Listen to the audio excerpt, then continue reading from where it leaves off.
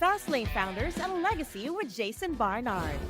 Each week, Jason sits down with successful entrepreneurs, CEOs, and executives and get them to share how they mastered the delicate balance between rapid growth and enduring success in the business world.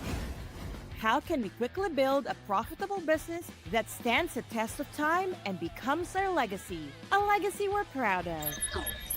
Fastlane Founders and Legacy with Jason Barnard. Hi, everybody, and welcome to another episode of Fastlane Founders and Legacy. A quick hello, and we're good to go. Welcome to the show, Yoni Kozminski. Yeah, I've been on hundreds of podcasts, never been sung in before. So, Jason, I appreciate that, and it's an honor to be here.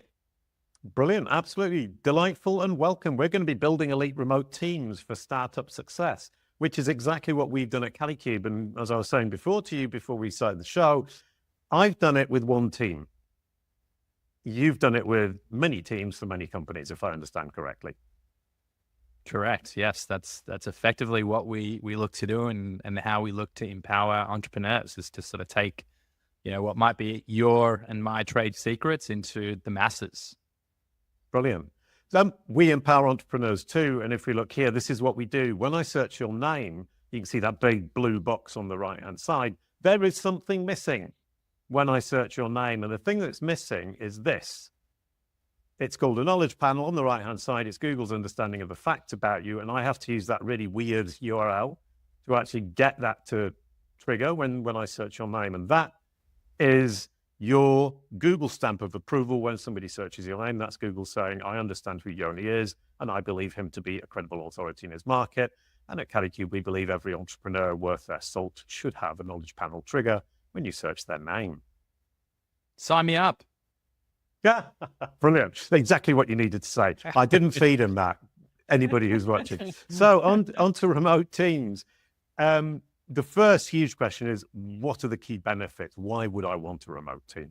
So in my mind, I would say the benefits, and I'm a little hyper-focused on the Philippines. I've worked with a lot of geographies, and each of them have their own unique value proposition, Eastern Europe for, say, development talent. But I would say the benefits that I've seen is that when I talk about remote talent and Filipino talent, I mean, the obvious one is that you're looking at 60 to 80% of their effective local costs, so lower salaries. But what's high value when we talk about Filipinos is that you have a pretty educated market. So over the last 20 years, it's moved from about 3% of the population being college educated to more like 15% today.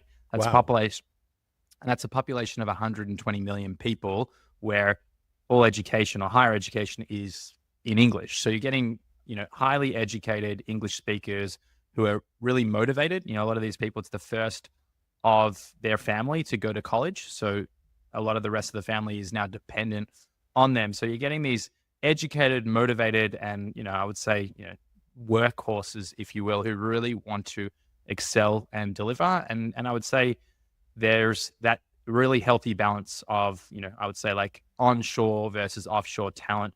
You probably want to be a little bit careful not to think that you can swap every single person that you currently have in your team locally for someone that lives abroad. But I think that you can push a lot further than what you might believe to be the case. Okay, I mean, you've focused in on the Philippines, but generally speaking, outsourcing to somewhere like South Africa or South America or the Philippines is beneficial from a cost perspective, but it brings a lot of disadvantages. I mean, here we said there's a cost advantage. Education is very high, particularly in the Philippines. South Africa will be very similar.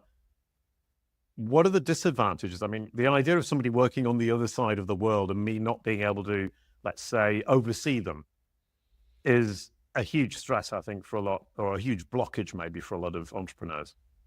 Yeah, I mean, as you point out, Jason, there's not that really organic osmosis happening in the office where you walk by and you pull someone into your, into your office or, into the bullpen or however you're operating. So you lose that ability. There's obviously the cultural integrations. While, South Africans maybe have the accent that's maybe a little funnier than mine. There's still cultural differences between the UK, the US, and, in any remote geography. And so there's that adjustment period that goes into it as well. Well, I mean, there are 2 points you've already made, and I think we can go on to the other ones, because I think the advantages are fairly obvious, and we all think, "Oh, yes, that would be ideal, but I don't really want to go that way." Cultural differences is a huge one. Is my culture from the UK is obviously very different to the Philippines. There are some similarities and there are some very common grounds. What are the major cultural differences you've seen? So I like to use the example that I found online, and it's a graph. And on the x-axis, it has risk or conflict aversion versus conflict readiness, and on the y-axis, you have emotionally expressive and emotionally unexpressive. And so, when you look at and I'm sitting here in Israel, so Israelis sit on the top left, right-hand quadrant, where you have emotionally expressive and very comfortable with conflict. And so, they could sit here and shout at one another, about something related to the business, and then go out for lunch after, and it wouldn't even move them. They're best friends. That's how they operate. Filipinos, on the other hand, very emotionally expressive, but very conflict averse. And I think I see this throughout Asia in general. So to have that behavior, if you're someone who's going to shout at your team members and not give them the time or breathing room to build a safe environment, then you're going to lose that team member, or you're going to lose a healthy, cohesive relationship pretty quickly.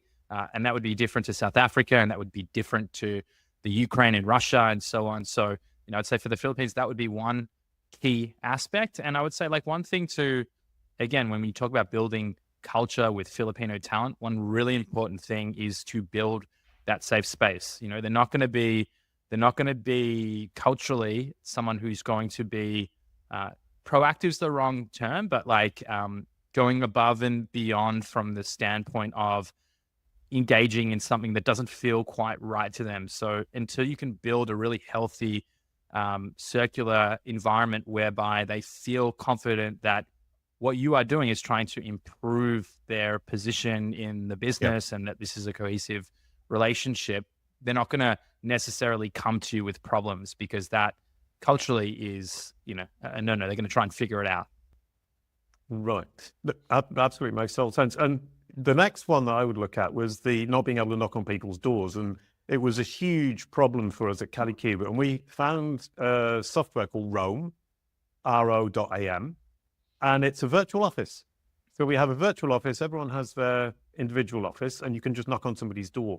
And what was really interesting is they used the number 8, is that the average video call will last 15 minutes. The average audio, when you knock on somebody's door, is 8 minutes.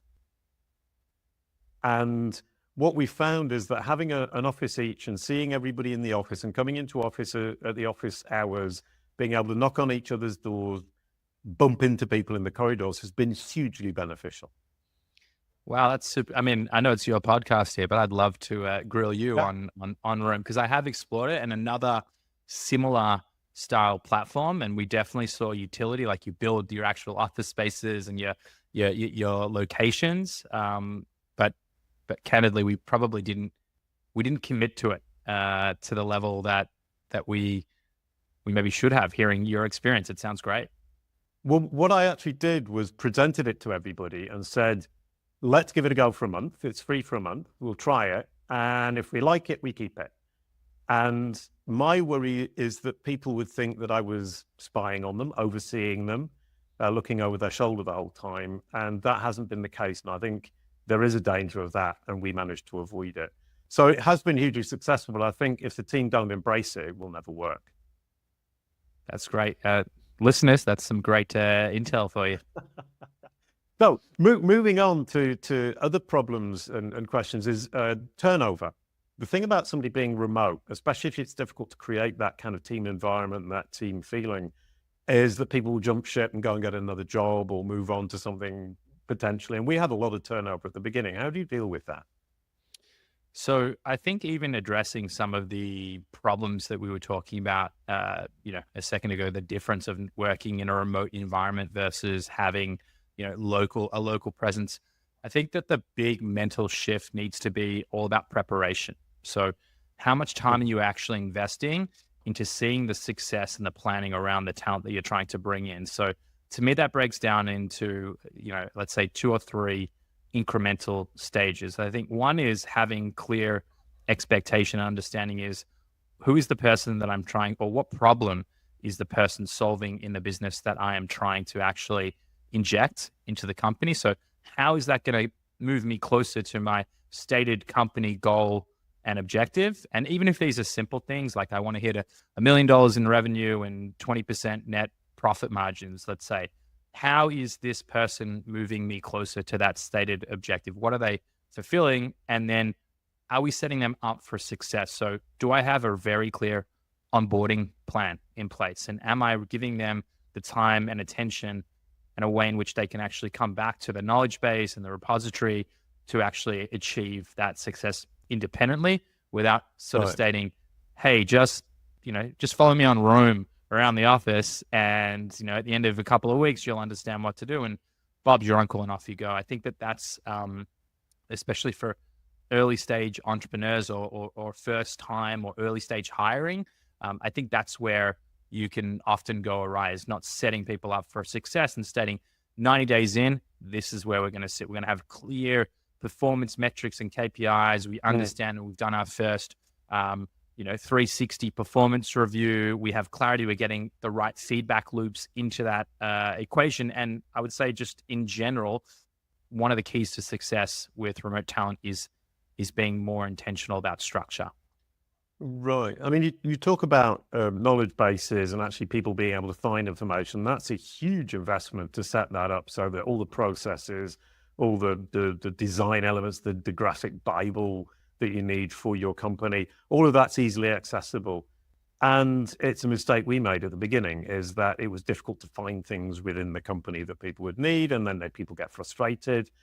And the other was the onboarding process was never very clear. It was, as you said, turn up, follow me around the office and we'll figure it out. And that really doesn't work. So the investment in time in terms of HR is huge. Yeah, I mean, it's considerable. I should share, I'm not sitting and promoting the other company that I have, but I do have a process improvement management consultancy. And so it's been a little bit of a cheat sheet for me to have that caliber of talent that actually comes in, and we document all of the processes that exist in our business, and we put it into a platform called Trainual, where, as people are actually onboarded, they can go through, it's not automated, but they go through this process of actually, how to do everything in the business before they're actually set loose. So in terms of that time investment, it's considerable. You're talking about capturing all the information at a business level as to how our functions interacting, and then how our individual tasks being delivered. What I would say, though, to avoid people from freaking out here who are listening in, you don't need to document every single process in the business right away. You shouldn't be documenting processes if it's a new function or something that you've just started to understand. And it's only once you see actual value and that this is something that is going to become repeatable. And especially, I would say, like the big trigger is, I want to get this off my plate, and now is the time that I want to delegate this out. This is where the more intrinsic value will come from those SOPs and the knowledge base. So, I would say capture the overarching business, then move into understanding the gaps, and start with those processes that you intend to hand off. Right. I mean, so would it be fair to say that the outsourcing to, for example, the Philippines or South Africa or South America is most valuable when you have process-based tasks that you can ship out to external sources? I would say that the reality is that you don't necessarily need to wait. And I'll give you an example here. So, I am looking to get into paid media, and I'd like to handle it in-house versus going to an agency, as an example. And I can hire someone who has 10 years of Google Ads experience out of the Philippines, and it's probably going to cost me, $2,500 a month for, all in to bring that person on. Now, if I know enough, my background is digital marketing. I know enough to be dangerous to be asking the right questions, and I would feel a degree of comfort in bringing that person in without building out those SOPs.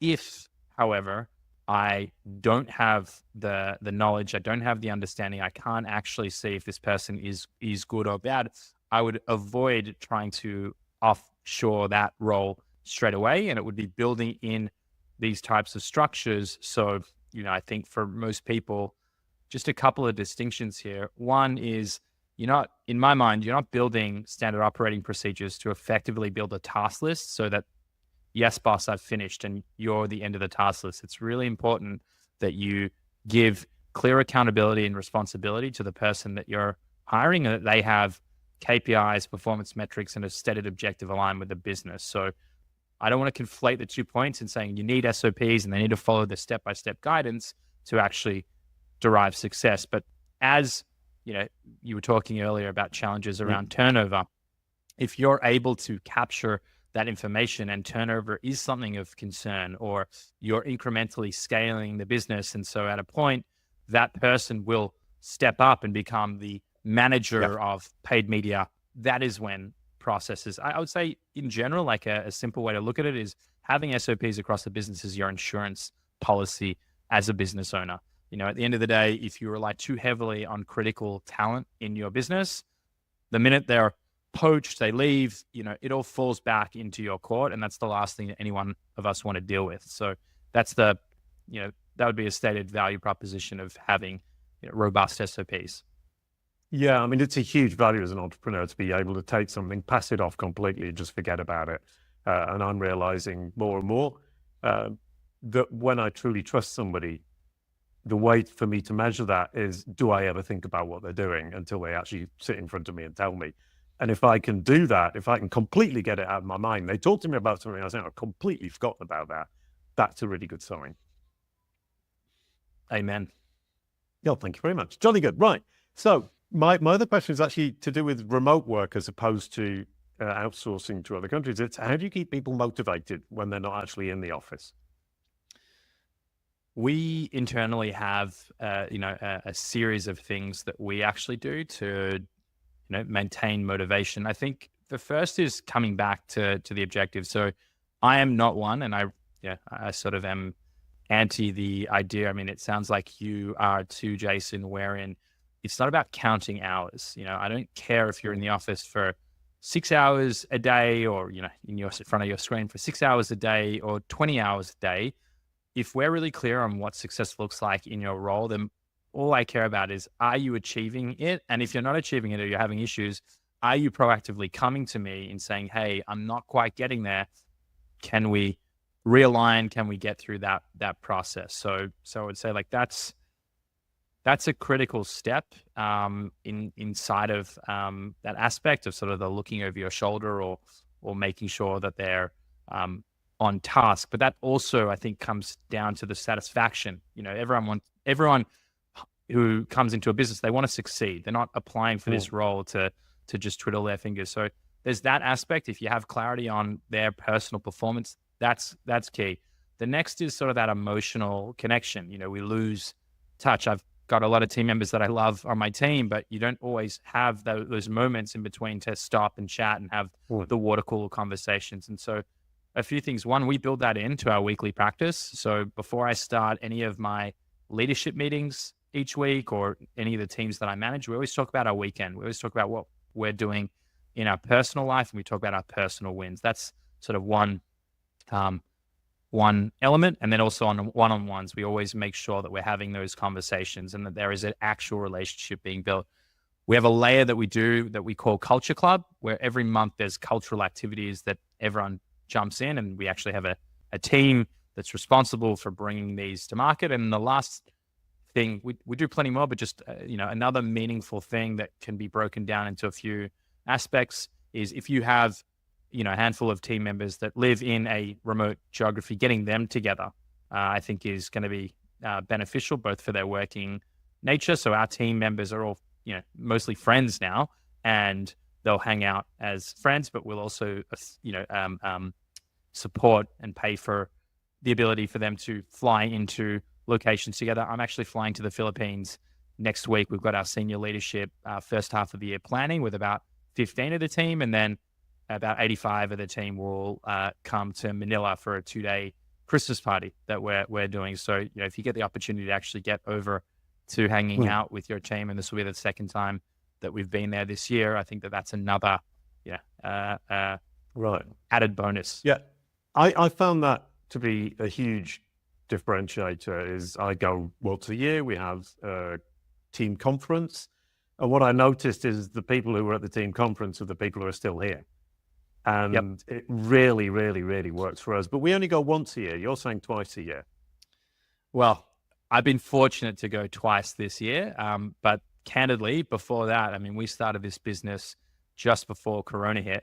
And so, we're talking about 5 years now, which is crazy to think that everything sort of kicked off. So for years while we were building this business, we actually never had the opportunity to get over to the Philippines. So I'm making it a priority. I think that one of the things we've found is that when we do we plan our year in first half of the year, second half of the year, and getting your leadership team together in a room and having those conversations, we just find it really conducive. So that's, a big reason why we like to do that. But I think, realistically, I mean, it's getting expensive flying that many people in. So at least once a year is nice. Yeah. I mean, with 85 people, I can see the numbers adding up pretty quickly to a substantial sum of money. And you really have to look at it as an investment. You need to make sure that the amount of money that's being spent is actually an investment and it returns more than you're giving out. At which point you don't look at it as a cost, which is something that a lot of business owners fail perhaps to do properly, is to say, well, it's not a cost, it's an investment, and it's up to me to make it an investment and not a cost. Last question then is hiring. What's the best way to hire in the Philippines? Yeah, the easy one. You save the easy one for the end, huh? Yep. The best way to hire in the Philippines. So I would say that it's a broad topic, and a lot of it comes down to your everything from your sourcing component to the recruitment, the interview stage, the assessment stage, the candidate review. At the top of the funnel, if we look at it as a marketing funnel, the top of the funnel, bringing people into the middle of the funnel, and then actually getting into the process, bottom of the funnel into the interview process. Where do you create the top of the funnel and how do you do it? So top of the funnel for us, there's, I would say, probably 5 different distinct areas that we attack. So one is we have paid premium LinkedIn, and 20 of our full-time recruiters will actually be, for every role that is created that we're searching for, they're using that feature, and that's Right. great. Outside of that, I would say cultivating a really strong database. We have hundreds of thousands of candidates over the years, and so maintaining that database is really important. I think one of the things that a lot of people miss out on is that you'll have a great conversation with someone at a point in time, and you won't actually capture that in your, for us, we've got an applicant tracking system, but however you're capturing that, I think that's really strong. There's obviously plenty of job boards that exist out there. There are some that are exclusively for Filipino entities, so I don't know how much value that will give to people on this call here. I know that a lot, I'd call it like the gateway drug for me to the Philippines was onlinejobs.ph, and I think you can find candidates there to a certain level. It would be safe to say that I'm not finding, my best candidates there, but, I would say part of your recruitment process is you should leave no stone unturned, and you should definitely explore. Just be ready to read through a lot of applications if you go down that path. And then, honestly, I would say the very best, and the bigger your network is, the better this becomes. But referrals. There is no better way to attract talent than by talent that is so happy and is already working with you. I think we have, something like 80 or 90 reviews on Glassdoor, and we have a really high rating, and just people having a look at that and saying, like, people are really happy with everything from the culture to the salary to the experiences around working with us. I think that's, coming back to exactly what Kalicube does. Like, that is a big part of our presence online, is how we are rated as an employer. And so that is where a lot of candidates are going to go to sort of vet and say, hey, this is what people say about you versus this is what you try and tell us that you're like. Yeah. And I think it's important to remember as a company looking for the best possible talent, you're out there selling yourself. You need to look attractive. And one of the things that Jonathan Cronstead shared on one of the previous episodes is once you become successful, top talent comes looking for you. Until you are successful, you're out looking for top talent and you're trying to attract them. So I think from that perspective, at the moment now at Kalicube, we're in a position where top talent is going to start coming to us. And I'm really looking forward to that happening. Thank you so much, Yoni. That was absolutely delightful, super helpful. Thank you, everyone, for watching. And you get the outro song. A quick goodbye to end the show. Thank you, Yoni. Your corporate and personal brands are what Google and AI say they are. We can give you back control. Kalicube.